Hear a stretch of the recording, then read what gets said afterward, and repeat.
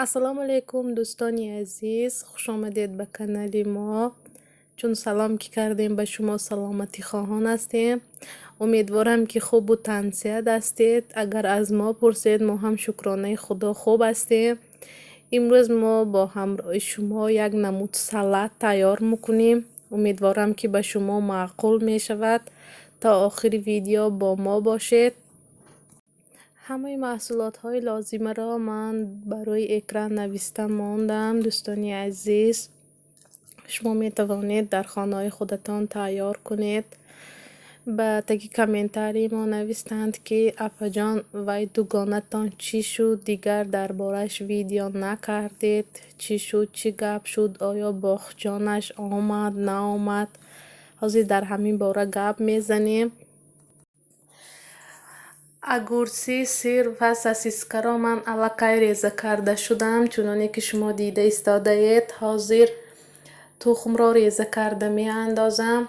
راستی گپ، من در همین باره دوگانه هم دیگر ویدیو کردنی نبودم. در بسیار کامنتاری ها می پرسید که چی گپ شد، چی شده باشد. شکرانه خدا نغز است دوگانه من. عینی حال من هر روز با طریق تلفن قطعی صحبت می کنم. خیلی نغز است. کمتر بسیار پریژیوت که کرد. حاضر کمتر دلش در کرده است. حاضر یک 3-4 روز شد که در بالنیسه خواب است. نمیدونم 7 روز می خوابانده باشند یا 12 روز با جواب میتین. حاضر دردای شکمش مان نغز است.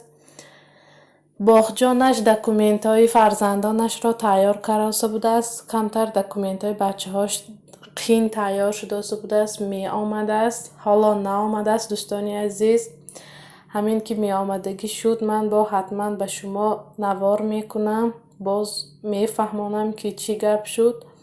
عینی حال خواطر نشوید. رحمت برای پرسیدناتان.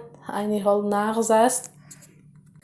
شوهر دوگانم در بازار کلانی فود سیتی اگر دانه در همونجا سودا میکند. خیلی سومدار هست، گویم هم خطا نمی کنیم. نو بچه نغز است.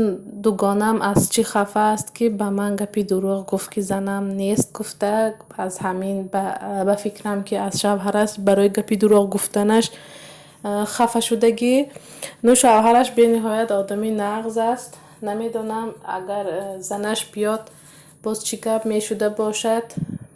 باز به شما حتما که میگوییم.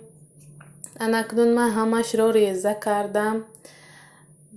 مایونز را انداخته ارالش کرده استادم. دوستانی عزیز، ویدیوی ما اگر به شما معقول شده باشد کامنتاری نوشتن را فراموش نکنید.